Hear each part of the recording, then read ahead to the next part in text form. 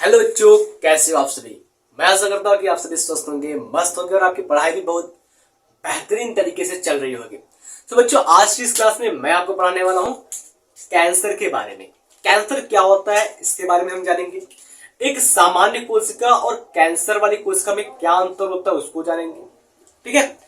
उसके बाद हम जानेंगे कि कैंसर कितने प्रकार के होते हैं, कैंसर रोग जो होता है वो कैसे उत्पन्न होता है, कैंसर को हम कैसे पहचान कर सकते हैं, फिर उसके बाद हम उसका कैसे उपचार यानी कि कैसे ट्रीटमेंट कर सकते हैं। इन सभी पॉइंट को आज की इस क्लास में हम जानेंगे।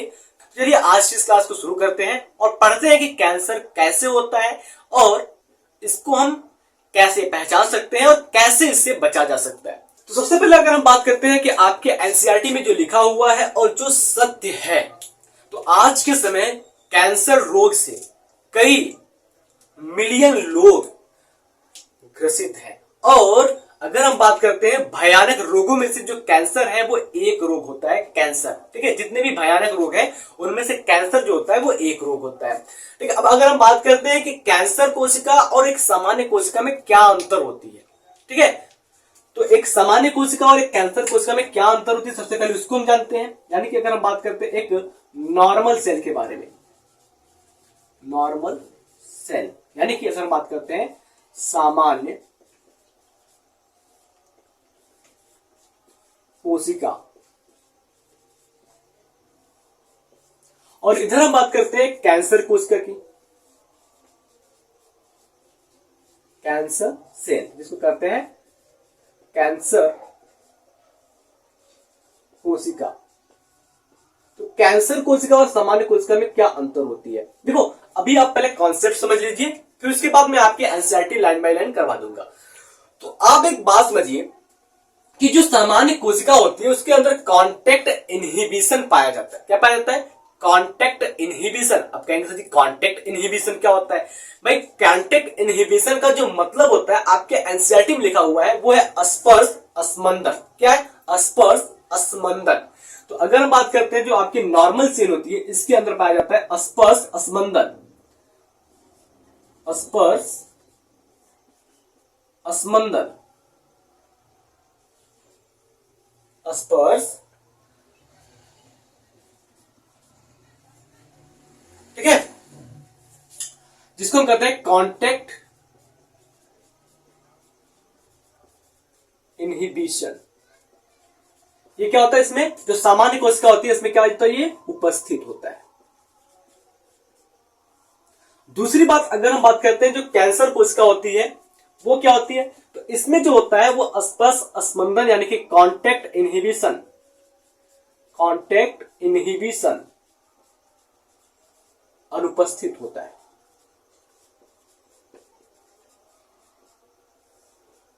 ठीक है, तो अब कहेंगे सर जी ये कांटेक्ट इनहिबिशन होता क्या है। तो बेटा मैं सब कुछ बताऊंगा। कांटेक्ट इनहिबिशन यानी कि स्पर्श अस्मंदन क्या होता है, मैं उस बात को एकदम स्पष्ट रूप से आपको बताऊंगा। दूसरी बात क्या होती है कि जो सामान्य कोशिका होती है यहां पर इन्वेजिनेशन, इन्वेजिनेशन का मतलब क्या होता है? वो होता है एक दूसरे के अंदर घुस जाना। ये प्रक्रिया नहीं पाई जाती है। यानी कि बात करते हैं तो इन्वेजिनेस या कहिए या फिर इन्वेजिनेशन कहिए, तो यहां पर जो इन्वेजिनेस होता है, इन्वेजिनेस क्या होता है? नहीं पाया जाता, अनुपस्थित होता है, अनुपस्थित होता है। लेकिन यहां पर जो होता है इन्वेजिनेस या इन्वेजिनेशन ये पाया जाता है,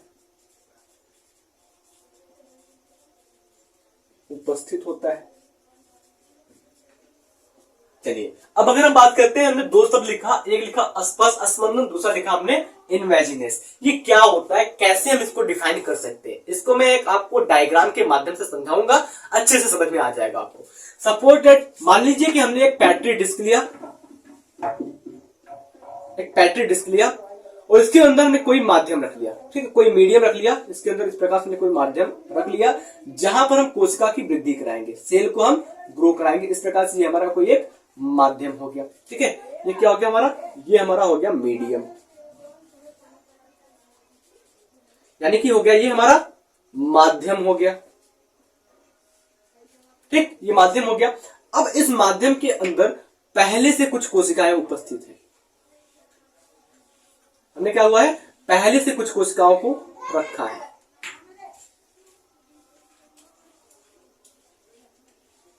ठीक, उसके बाद क्या किया हमने, एक नई कोशिका को रखा है, यहां पर एक नई कोशिका को रखा। अब इस नई कोशिका में क्या होगा, विभाजन होगा, सेल डिवीजन होगा, तो ये दोनों तरफ अपने सेल की संख्या को बढ़ाएगी इस प्रकार से। अब देखिए ये क्या हुआ, ये जो बीच वाली नई कोशिका है ये क्या कर रही है, कोशिका विभाजन करके अपनी कोशिका की संख्या को बढ़ा रही है। तो जैसे ही ये कोशिका की संख्या बढ़ाते बढ़ाते इस ओल्ड वाले सेल यानी कि पुराने कोशिका के पास आ जाता है, पुराने कोशिका के संपर्क में आता है, तो ये अपने सेल डिवीजन को क्या करता है, यहीं पर ड्रॉप कर देता है। यानी कि अगर हम बात करते हैं, जो हमने इस मीडियम में नए सेल को रखा हुआ है, कौन सा, ये वाला जो सेल है हमारा ब्लू रंग का हमने बनाया है, ये हमारा है न्यू सेल, नया सेल है, यानी कि नई कोशिका है, ये नई कोशिका है। जैसे ही ये नई कोशिका पुराने कोशिकाओं के संपर्क में आ रही है, तो कोशिका विभाजन क्या हो रहा है, बंद हो रहा है। तो इसको हम कहते हैं कांटेक्ट इनहिबिशन। जैसे ही ये नई कोशिकाओं के संपर्क में पुरानी कोशिका आई, तो नई कोशिका में कोशिका विभाजन बंद हो गया, तो इसे हम कहेंगे कांटेक्ट इनहिबिशन। और ये जो प्रक्रिया होती है ये पाई जाती है एक सामान्य कोशिका में जिसमें कैंसर रोग नहीं हुआ है। अब बात करते हैं इनवेजिनेशन क्या होता है या इनवेजिनेस क्या होता है। तो इनवेजिनेस को समझने के लिए हम थोड़ा सा इधर आ जाते हैं। तो इसमें देखिए क्या होता है, सेम पैट्री डिश हम ले रहे हैं, जो पैट्री डिश हमने यहां पर लिया था, जो मीडियम हमने यहां पर लिया था, वही मीडियम वही पैट्री डिश हम ले रहे हैं इधर कैंसर सेल के पास। ठीक है, तो अब इस कैंसर सेल के अंदर क्या होगा, सेम मीडियम सेम पैट्री डिश हमने ले लिया, सेम मीडियम हम ले रहे हैं यहां पर, ये हमारा मीडियम है, ये क्या हमारा मीडियम है, यानी कि ये क्या हमारा माध्यम है। और यहां पर पहले से हमने क्या किया है, कुछ कोशिकाओं को रखा है,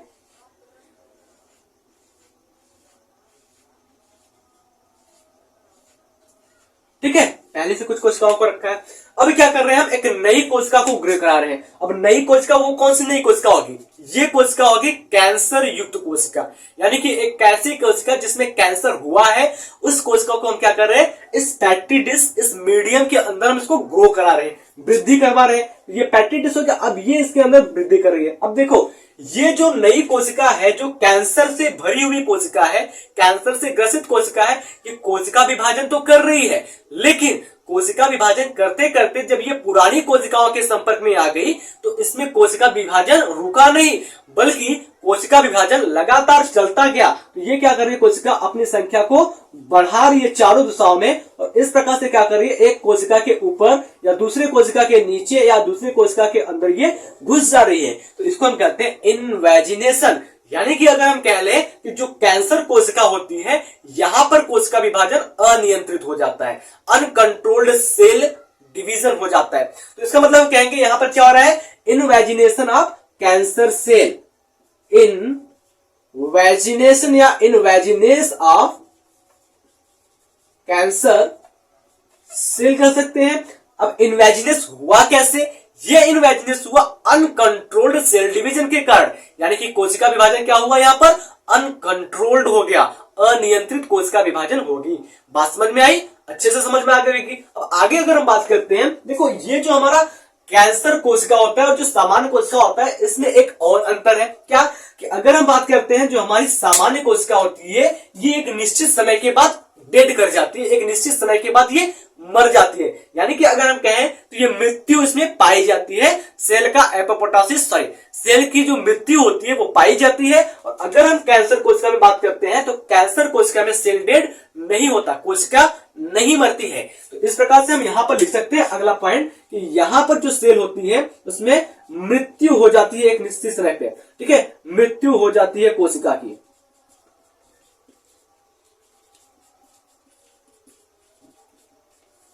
मृत्यु होती है कोशिका की, यानी कि यहां पर बात करते हैं तो यहां पर मॉर्टिलिटी पाई जाती है। मॉर्टिलिटी क्या होती है, उपस्थित होती है, अब इसको समझाएंगे कैसे मोटिलिटी इसमें होती है, इस बात को भी हम आपको अच्छे से समझाएंगे। बस आप थोड़ा सा इधर देखिए, यहां पर जो मोटिलिटी होता है वो नहीं होता है, यानी कि जो कैंसर कोशिका होती है वो अमर हो जाती है, वहां पर इसका सेल डेड नहीं होता है। यानी कि अगर हम कहते हैं तो कैंसर कोशिका क्या होती है, अमर हो जाती है। कैंसर कोशिका में बात करते हैं, कोशिका अमर हो जाती है, यानी कि हम बात करते हैं तो यहां पर इमॉर्टिलिटी होता है।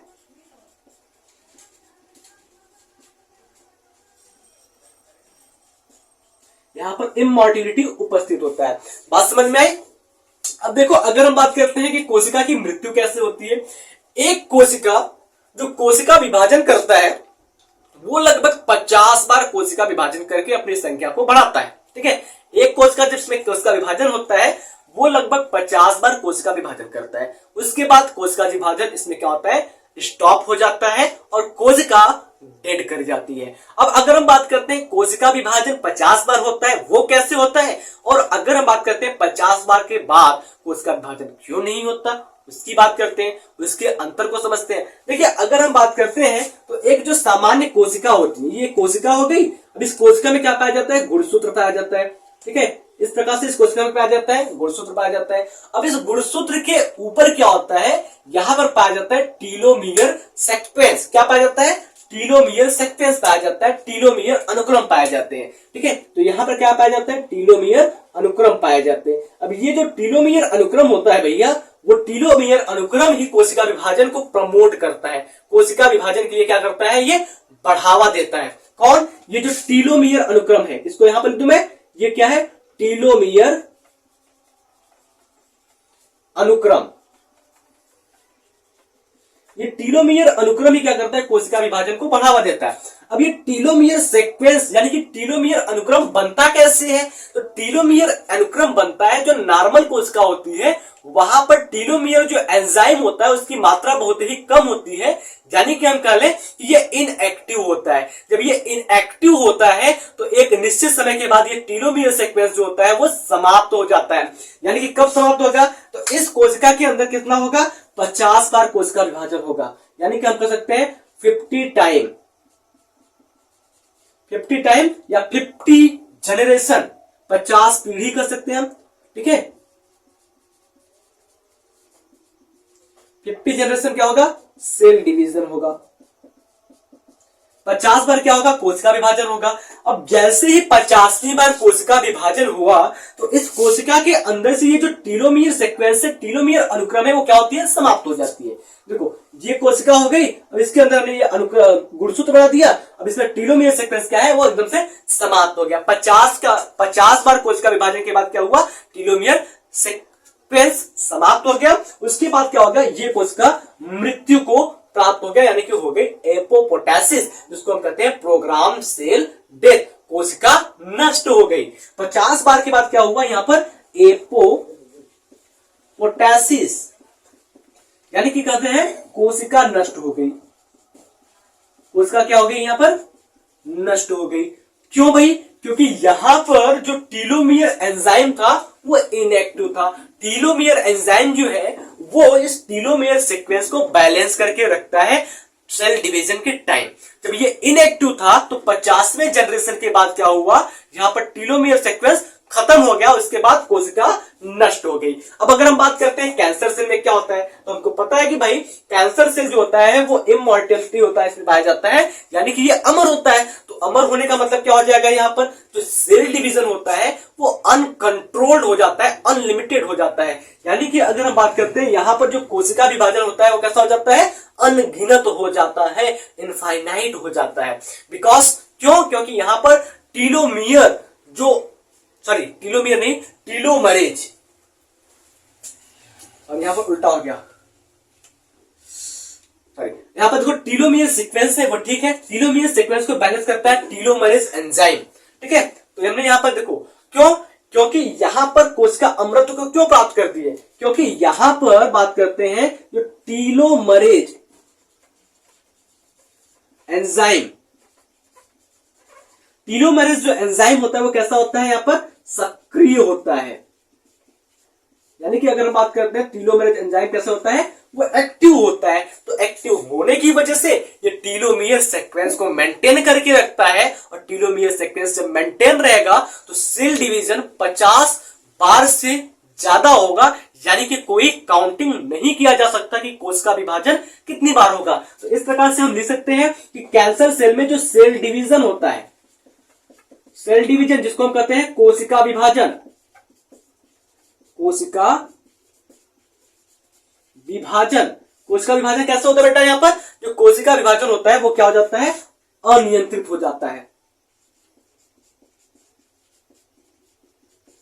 कोशिका विभाजन अनियंत्रित हो जाता है, यानी कि इनफाइनाइट हो जाता है। बात समझ में आई? अच्छे से समझ में आ गई होगी कि एक सामान्य कोशिका में और एक कैंसर कोशिका में क्या अंतर होता है। अब अगर हम बात करते हैं तो कैंसर रोग जो होता है वो कैसे उत्पन्न होता है, हमने यही बताया था ना आपको क्या पढ़ने वाले हैं। हमने ये बताया था कि सामान्य कोशिका और कैंसर कोशिका में क्या अंतर होती है, जो अंतर मैंने आपको यहाँ पर दिखा दिया। उसके बाद हमने कहा था कि हम आपको बताएंगे कि कैंसर रोग जो होता है वो क्यों और कैसे उत्पन्न होते हैं। फिर उसके बाद हमने बताया था कि कैसे पहचानेंगे, फिर उसके बाद हमने उसके उपचार के बारे में बताया था।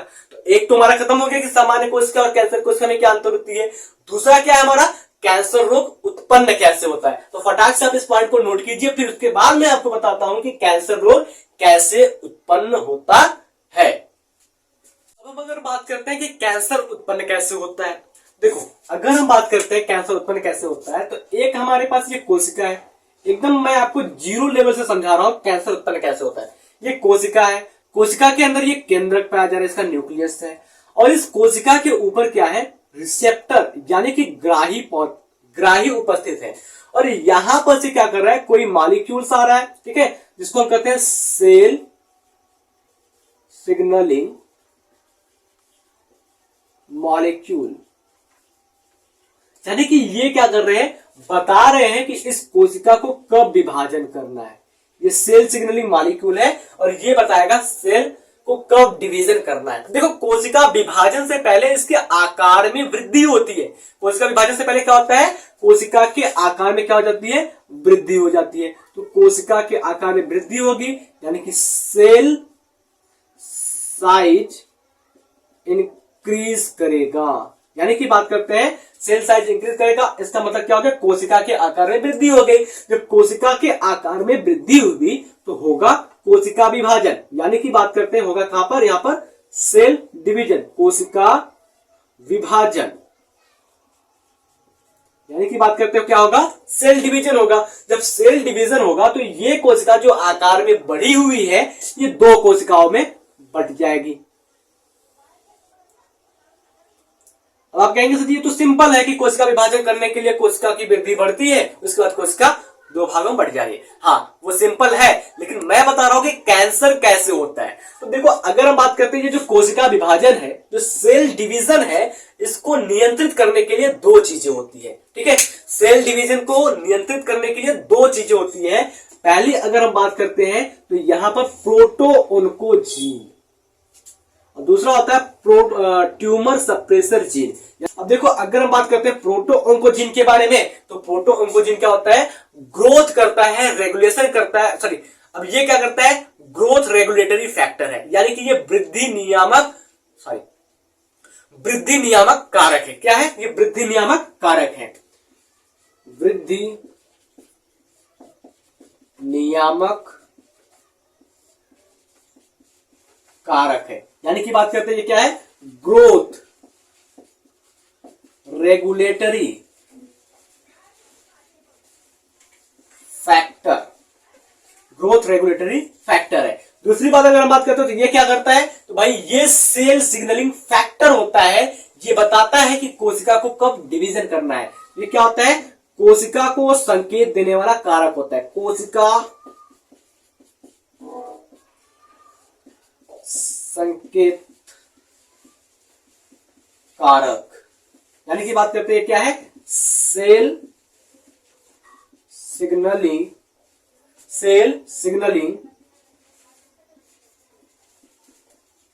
फैक्टर है। उसके बाद क्या करते हैं, हम बात करते हैं ये कंट्रोल करता है मेटाबॉलिज्म को। किसको, मेटाबॉलिज्म को, यानी कि कोशिका के अंदर होने वाले उपापचय की क्रिया को ये कंट्रोल करता है। यानी कि हम बात करते हैं ये उपापचय नियंत्रण करता है, उपापचय नियंत्रण करता है।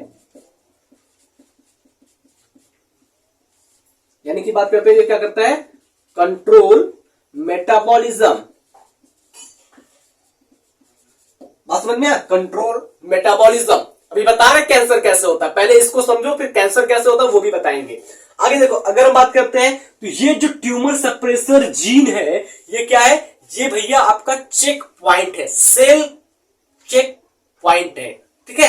यानी कि कोशिका को चेक करने के लिए, कोशिका की जांच करने वाला जीन है। यानी कि हम बात करते हैं कोशिका जांच करने वाला जीन, कोशिका जांच करने वाला जीन है, यानी कि सेल चेक पॉइंट जीन है। एक एग्जांपल की बात करते हैं ट्यूमर सप्रेसर में, एक आपको आता है P53, यानी कि P53 की बात करते हैं तो P53 क्या है, एक जीन है जो कोशिका विभाजन को चेक करता है। तो P53 ये क्या है, जीन है, सेल चेक पॉइंट जीन है। ये क्या करता है, G1 सेल साइकिल, या फिर कह सकते हैं G1 चेक पॉइंट है, G1 चेक पॉइंट है, G1 check point. G1 check point का मतलब क्या हुआ कि जो P53 जीन होता है, सेल चेक पॉइंट जीन होता है, ये कोशिका विभाजन सपोर्टेड, अगर हम बात करते हैं ये कोशिका विभाजन चक्र या कोशिका विभाजन साइकिल है, सेल डिवीजन साइकिल है। यहां पर आपका G1 फेज है और इसके बाद यहां पर आपका S फेज है, यहां पर M फेज है, ठीक है, सॉरी G2 है और यहां पर M है, ये G2 है और ये आपका M फेज है। तो ये जो P53 जीन होता है ये क्या करेगा, कोशिका विभाजन को G साइकिल में या G फेज में चेक करेगा कि कोशिका विभाजन के दौरान क्या डीएनए में कोई बदलाव हुआ है, क्या इसके कोई आनुवांशिक पदार्थ में चेंजेस हुए हैं। अगर सब कुछ ठीक ठाक होगा, चेंजेस यानी कि म्यूटेशन नहीं हुआ है तो सब कुछ ठीक ठाक है। जब सब कुछ ठीक ठाक होगा तो ये G1 जो होगा, G1 आगे ट्रांसफर करेगा यस फेज में। तो इस प्रकार से ये P53 cell check point gene जो होता है वो काम करता है। यदि अगर इसके अंदर G1 के अंदर अगर कोई दिक्कत है, कोशिका में म्यूटेशन हुआ है, उत्परिवर्तन हुआ है, तो क्या करेगा, सेल को वहीं पर नष्ट कर देगा। अगर म्यूटेशन हुआ तो क्या करेगा, कोशिका को नष्ट कर देगा। बात समझ में आया। अब अगर हम बात करते हैं ये जो प्रोटो जीन है, इस प्रोटो जीन की बात करते हैं और ये जो ट्यूमर सप्रेसर जीन है, दोनों की अगर हम बात करते हैं मिला करके एक साथ, ठीक है, दोनों की अगर हम एक साथ मिलाकर के बात करते हैं, अगर इनके अंदर क्या हुआ, म्यूटेशन हो गया, ठीक है, म्यूटेशन हो गया यानी कि उत्परिवर्तन हो गया, किसी कारण की वजह से क्या हो गया, उत्परिवर्तन हो गया।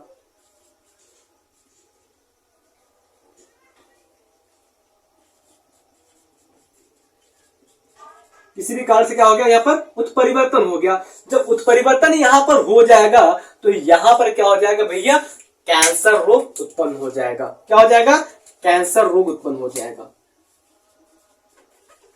समझ में आया। तो इस प्रकार से हम कह सकते हैं कि आपके प्रोटो जीन तथा ट्यूमर सप्रेसर जीन के अंदर म्यूटेशन होने से कैंसर रोग उत्पन्न होता है। बात समझ में आई, अच्छी अगर समझ में आ गई।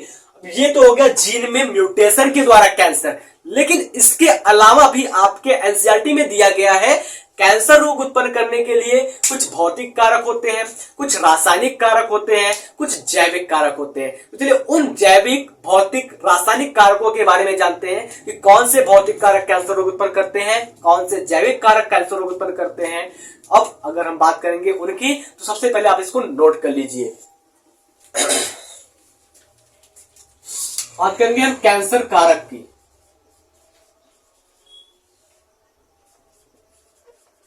फैक्टर की बात कर रहे हैं जो कैंसर रोग को उत्पन्न करते हैं।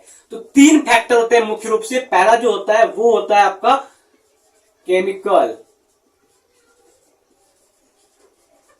फैक्टर, ठीक है, जिसको हम कहते हैं रासायनिक कारक।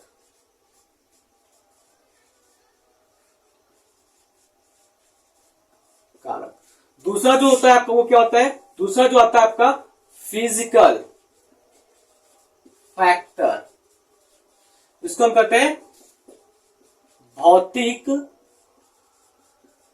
कारक। ठीक है, और जो आपका तीसरा होता है वो होता है बायोलॉजिकल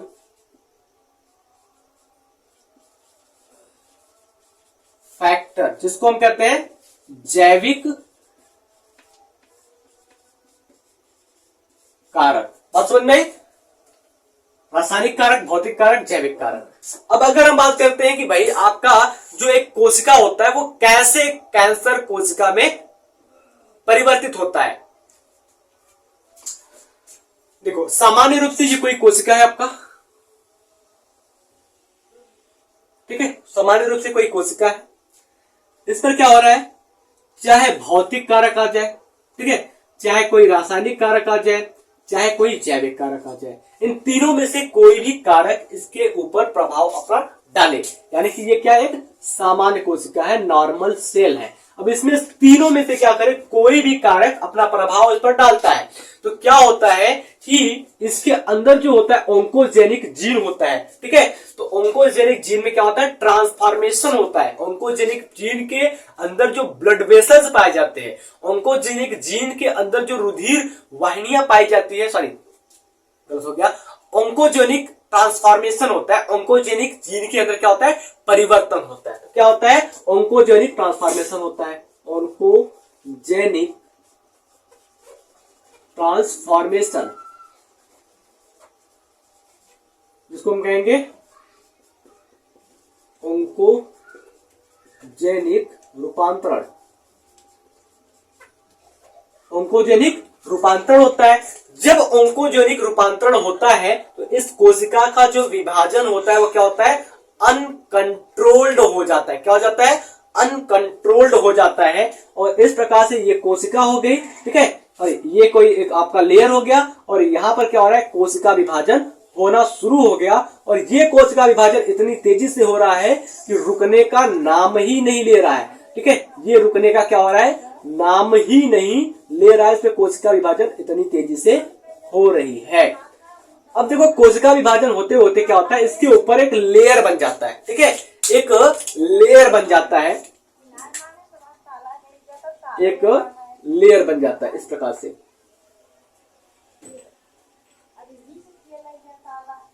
इस प्रकार से क्या होता है, यहां पर एक लेयर बन जाता है। इस लेयर को हम नाम देते हैं नियोप्लास्टिक सेल। क्या नाम देते हैं इसको, हम नियोप्लास्टिक सेल नाम देते हैं। अब ये नियोप्लास्टिक सेल को हम हिंदी में कहते हैं नवद्रव्यी कोशिका।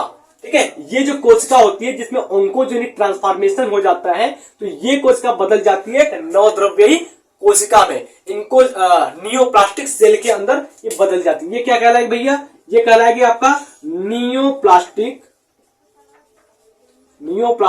सेल कहलाएगी। क्या कहलाएगी, नियोप्लास्टिक सेल कहलाएगी। अब अगर हम बात करते हैं तो नियोप्लास्टिक सेल के ऊपर ये क्या है, ये कैप्सूल है। ठीक, क्या है, ये कैप्सूल है,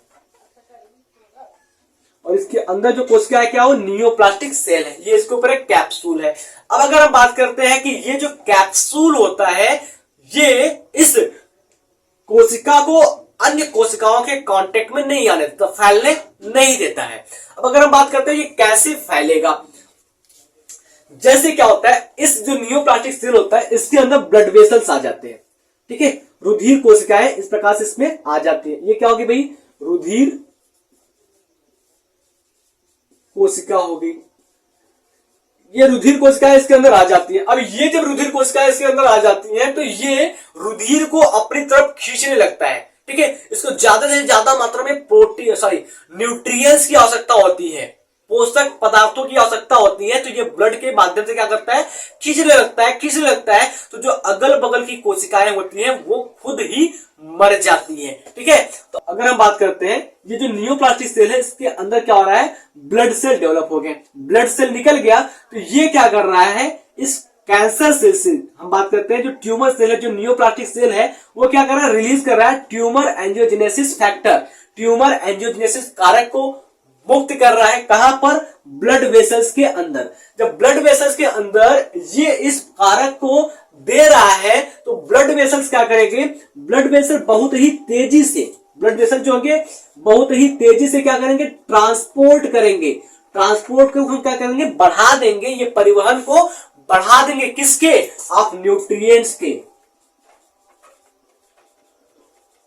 ऑफ न्यूट्रिएंट्स यानी कि खाद्य पदार्थों के परिवहन को ये बढ़ा देंगे। और किसको, और ऑक्सीजन को, किसके लिए, कैंसर कोशिका के लिए, कैंसर कोशिका के लिए परिवहन को ये क्या करेंगे, बढ़ा देंगे। बात समझ में आया। अब ये क्या है भाई, आपका ये बिगिनिंग ट्यूमर है, यानी कि अगर हम बात करें ट्यूमर की शुरुआती अवस्था है। जब आप इसको पहचान लोगे तो आप इसका इलाज कर लोगे आराम से। अब अगर हम बात करते हैं, देखो ये ट्यूमर कोशिका की बात करते हैं,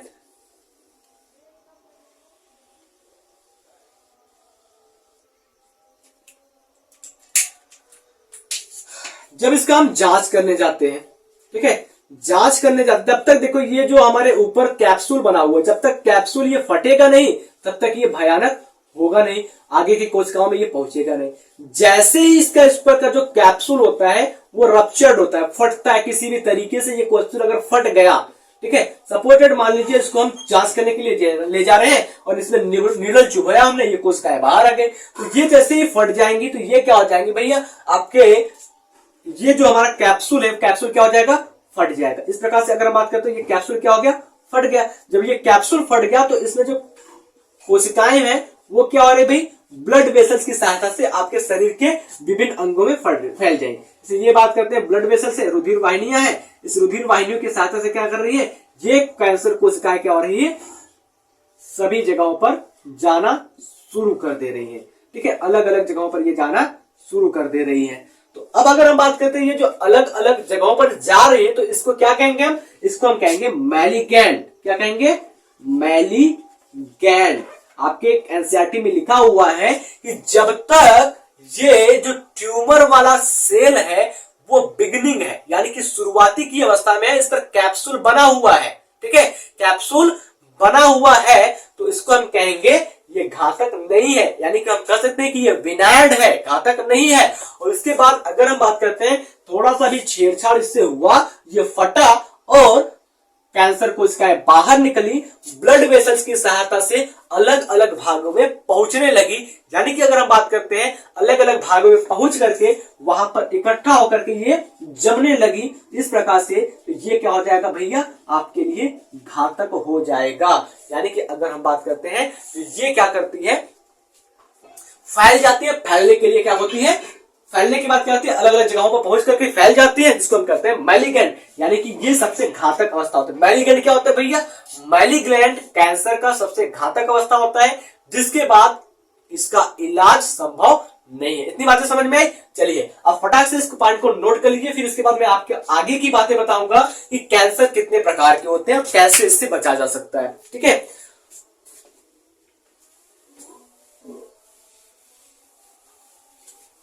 देखो अगर हम बात करते हैं, ट्यूमर दो प्रकार के होते हैं, एक विनायड होता है और एक कौन सा होता है आपका, मैलिगेंट होता है। एक विनायड होता है और क्या होता है, मैलिगेंट होता है। जो विनायड होता है वो कम हानिकारक होता है, कम क्षति पहुंचाता है, लेकिन जो मैलिगेंट होता है बहुत ही घातक होता है और वो बहुत ज्यादा हमें नुकसान पहुंचाता है, ठीक है। अब अगर हम बात करते हैं आखिरी पॉइंट पे, तो आखिरी पॉइंट पे हम बात करेंगे कैंसर जो होता है वो कितने प्रकार का होता है। तो देखिए कैंसर जो होता है आपका मुख्य रूप से 3 प्रकार का होता है, कार्सिनोमा, सार्कोनोमा, ल्यूकोमास, जिसको हम ल्यूकोमिया के नाम से जानते हैं। तो अगर हम बात करते हैं कैंसर के टाइप की, ठीक है, टाइप्स ऑफ कैंसर, ठीक है, टाइप्स ऑफ कैंसर की बात करते हैं, just wait. Types of cancer यानी कि कैंसर के प्रकार।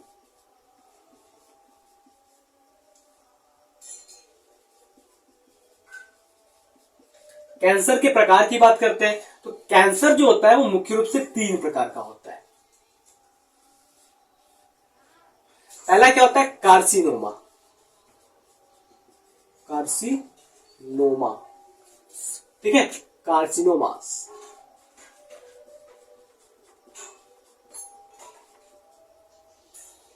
दूसरा जो होता है वो आपका होता है सार्कोनोमा, सार्कोमास।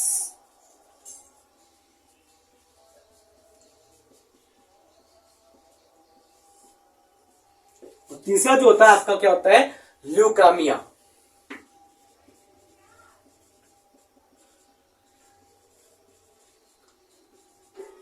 इसको हम कहते हैं ल्यूकोमास। ठीक है, अब अगर हम बात करते हैं सबसे ज्यादा कैंसर का प्रभाव किस प्रकार का है, यानी कि सबसे ज्यादा कैंसर हमें कौन सा देखने को मिलता है, तो अगर हम बात करते हैं सबसे ज्यादा जो कैंसर देखने को मिलता है हमें, वो मिलता है आपको कार्सिनोमास, जो होता है पूरे कैंसर का 85% भाग, यानी कि 85% लोग कैंसर वाले कार्सिनोमास से ग्रसित हैं। अब ये जो कार्सिनोमास होता है वो कहां पर होता है, तो ये आपके उपकला ऊतक पर होता है। कहां पर, उपकला ऊतक पर, यानी कि एक्टोडर्मल मतलब बाह्य परत में उपकला ऊतक, यानी कि बात करते हैं जो आपके जैसे बात करते हैं सपोर्टेड ये चमड़ी हो गई ना, इस चमड़ी के ऊपर इसको हम कहते हैं उपकला ऊतक। तो जहां जहां पर उपकला ऊतक होगा वहां पर कार्सिनोमास अपना प्रभाव दिखाता है। तो 85% जो कैंसर होता है वो कार्सिनोमास प्रकार का होता है, और ये पाया कहा जाता है, तो ये पाया जाता है एक्टोडर्मल, बाह्य स्तर पर पाया जाता है। ठीक है, यानी कि बात करते हैं तो ये कहां अपना प्रभाव दिखाता है, तो ये दिखाता है उपकला ऊतक पर, उपकला ऊतक पर दिखाता है। यानी कि हम बात कर सकते हैं तो एपिथेलियल टिश्यू पर ये अपना प्रभाव दिखाते हैं। बात समझ में आई? आगे हम बात करते हैं। अब अगर हम बात करते हैं तो कार्सिनोमास होते हैं, ठीक है, ये कहां पर प्रभाव दिखाते हैं, तो ये आपके मेसोडर्मल टिश्यू यानी कि मध्य स्तरीय ऊतक पर अपना प्रभाव दिखाते हैं। तो ये जो कैंसर होता है, इसके अंदर जो कैंसर आते हैं वो आपका आता है बोन कैंसर। बोन कैंसर आता है, क्या आता है, बोन कैंसर आता है। दूसरा क्या आता है इसमें, लिगामेंट कैंसर और बोन कैंसर आता है। समझ में आ भैया, बोन कैंसर और लिगामेंट कैंसर किस प्रकार का कैंसर है, तो कार्सिनोमास है। उसके बाद अगर हम बात करते हैं तीसरा क्या है, तो ल्यूकोमिया। ल्यूकोमिया क्या है भैया, जितने भी आपके बॉडी फ्लूइड होते हैं, यानी कि अगर हम बात करते हैं शरीर तरल, ठीक है, शरीर तरल मतलब की बात करते हैं बॉडी फ्लूइड, तो बॉडी के अंदर जो तरल पदार्थ है वहां पर होने वाले कैंसर को हम क्या करते हैं, ल्यूकोमिया या ल्यूम्फोमास के नाम से जानते हैं। और ये स्पेशली जो कैंसर होता है वो होता है आपका ब्लड कैंसर। बात समझ में आया? देखो एक बार मैं फिर से आपको बताना चाहूंगा कैंसर कितने प्रकार के होते हैं, तो कैंसर 3 प्रकार के होते हैं। कार्सिनोमास जो कि 85% होता है पूरे कैंसर का, जितने भी लोग कैंसर से ग्रसित हैं उनमें से 85% लोग कार्सिनोमास से ग्रसित हैं, क्योंकि उनमें जो कैंसर होता है उनके बाहरी त्वचा पर होता है, जहां जहां पर एपिथेलियल टिश्यू पाया जाता है, उपकला ऊतक पाया जाता है, वहां पर ये कैंसर होता है।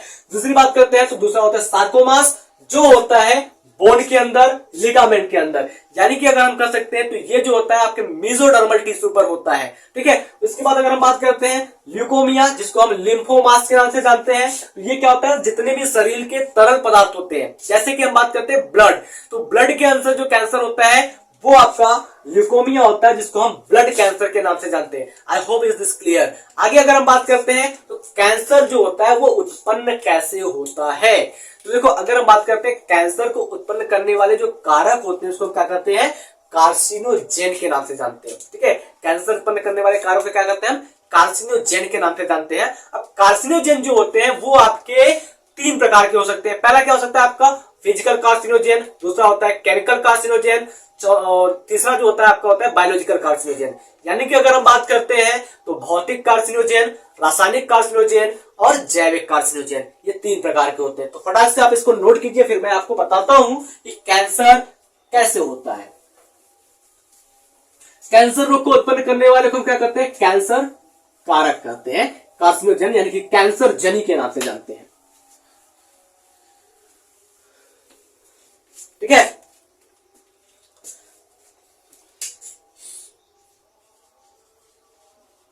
कॉजेज ऑफ कैंसर, कैंसर का उत्पन्न कैसे होता है, तो कैंसर उत्पन्न करने वाले 3 कारक होते हैं, भौतिक, रासायनिक और जैविक।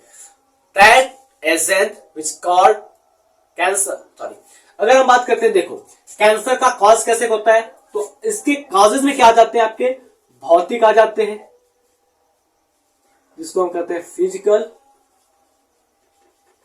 दूसरा क्या होता है आपका, रासायनिक आ जाता है, जिसको हम कहते हैं केमिकल। और तीसरा जो होता है आपका आ जाता है जैविक, इसको हम कहते हैं बायोलॉजिकल। और समझ में अब अगर हम बात करते हैं जो कैंसर को उत्पन्न करते हैं, तो कैंसर उत्पन्न करने वाले, ठीक है, कारक, कैंसर उत्पन्न करने वाले को कार्सिनोजेन यानी कि कैंसर जनी कहते हैं, कैंसर जनी कहते हैं।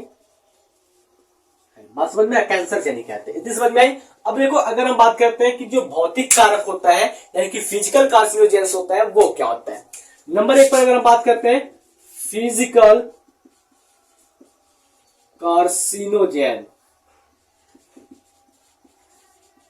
फिजिकल कार्सिनोजेन में क्या आ जाता है भैया, तो फिजिकल कार्सिनोजेन में आ जाते हैं आपके आयनिक रेडिएशन, आयनिक विकिरण। दूसरा होता है अनआयनिक विकिरण। दो प्रकार के आते हैं, आपका क्या आता है, आयनाइजिंग विकिरण रेडिएशन और नॉन आयनाइजिंग रेडिएशन, आयनिक विकिरण और अनआयनिक विकिरण। यानी कि बात करते हैं आयनाइजिंग रेडिएशन, और दूसरा क्या आता है, non ionising radiation, non ionising radiation की बात करते हैं। देखो अगर हम बात करते हैं जो आयनिक विकिरण होते हैं उसमें क्या आता है, तो इसके अंदर वाई रेस आता है, ठीक है, सॉरी एक्स रे आता है, एक्स रेस आता है और गामा रेस आता है। एक्स किरण और गामा किरणें जो होती है वो आपके कैंसर रोग को उत्पन्न करने के लिए जिम्मेदार होती है। उसके बाद अगर हम बात करते हैं यूएस कॉजेज या फिर डीएनए डैमेज की बात करते हैं, यूएस कॉजेज की बात करते हैं, उसके बाद बात करते हैं डीएनए डैमेज की। डीएनए अब अगर क्षतिग्रस्त हो जाता है तब पर भी कैंसर होता है, ठीक है, डीएनए डैमेज हो जाता है वो भी कैंसर रोग उत्पन्न करता है। डीएनए को डैमेज करने वाले जो रेडिएशन होते हैं उसको हम कहते हैं नॉन आयनाइजिंग रेडिएशन। उसके बाद अगर हम बात करते हैं यहाँ पर दूसरे नंबर पर आता है केमिकल कार्सिनोजेन।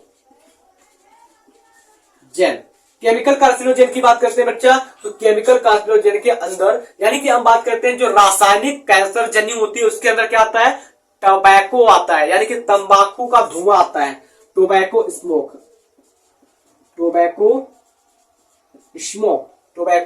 स्मोक यानी कि तंबाकू का धुआं, बहुत सारे लोग को पता है। देखो आप अगर बात करते हैं सिगरेट जो होता है उसका डिब्बा अगर देखेंगे तो उस पर कैंसर छपा हुआ है, ठीक है, वो बताता है कि भैया ये कैंसर रोग को उत्पन्न करता है, लेकिन फिर भी लोग क्या करते हैं, उसको पीते हैं। जैसे सपोज आपको बता दिया जाए कि भाई सामने मज्जा कुआं है, तो आप तो मानेंगे नहीं, आप जाएंगे उस कुएं को देख करके आएंगे क्या सामने वाले जो कहा वो सच में कुआं है, तो जाएंगे आप उस कुएं को देख कर आएंगे। ठीक उसी प्रकार से भैया कैंसर छपा हुआ है, छपा रहे, उससे क्या हमको पीना है तो हम पिएंगे। आगे बात करते हैं बायोलॉजिकल कैंसर जनिक की,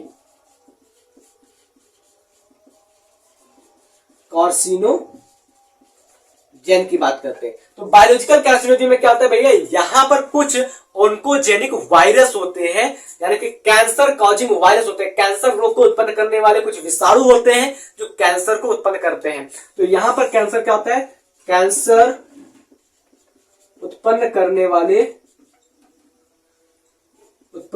वाले विषाणु, जैसे अगर बात करते हैं क्या हो जाएगा, ओन्कोजेनिक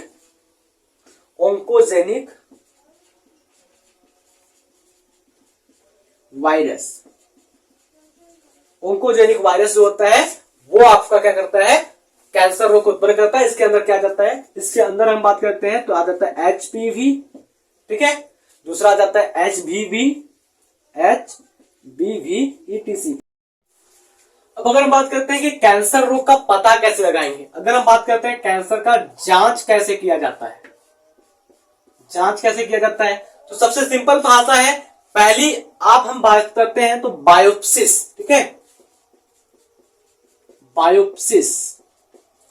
बायोप्सिस के द्वारा कैंसर का जांच किया जा सकता है। अगर ये कैंसर आपके अंदर के अंगों में हुआ है, सॉरी बाहर के अंगों में हुआ है तब। उसके बाद अगर हम बात करते हैं जो अगला जांच करते हैं, जैसे कैंसर को अगर हम और तरीकों से जांच करना चाहते हैं, तो कैंसर अगर शरीर के अंदर हुआ है, ऊतक के अंदर हुआ है, तो हम बात करते हैं हिस्टोपैथोलॉजी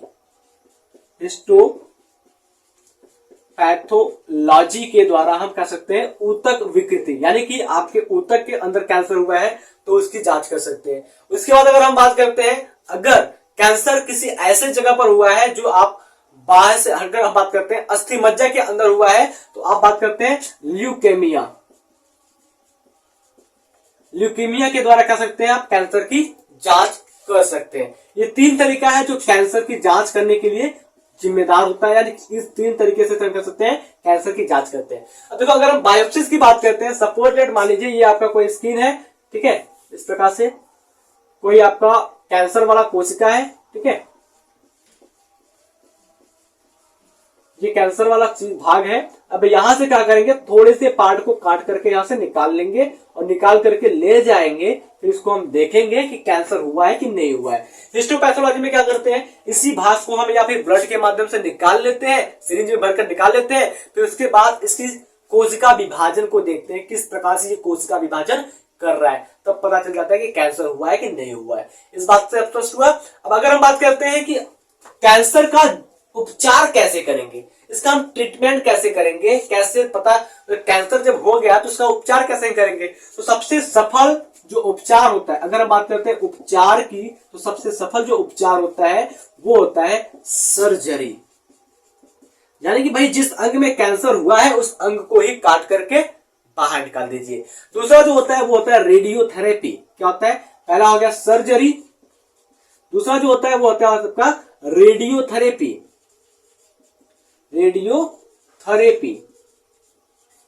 ठीक है। तीसरे की अगर हम बात करते हैं तो तीसरा जो होता है आपका यहां पर कीमोथेरेपी होता है, कीमोथेरेपी,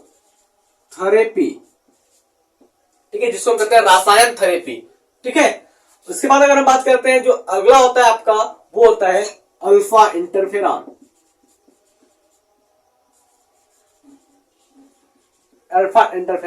और इसके लिए कुछ दवाइयां भी आती है और उन दवाइयों का साइड इफेक्ट भी होता है। आपने बहुत सारे लोगों को देखा होगा कि जो कैंसर की दवा खा रहे हैं उनका बाल एकदम से झड़ जाता है, तो उसका साइड इफेक्ट जो कैंसर की दवा का होता है वो बाल को झाड़ देता है। बात स्पष्ट हुई। आई होप आपको अच्छे से सब कुछ समझ में आ गया होगा। वीडियो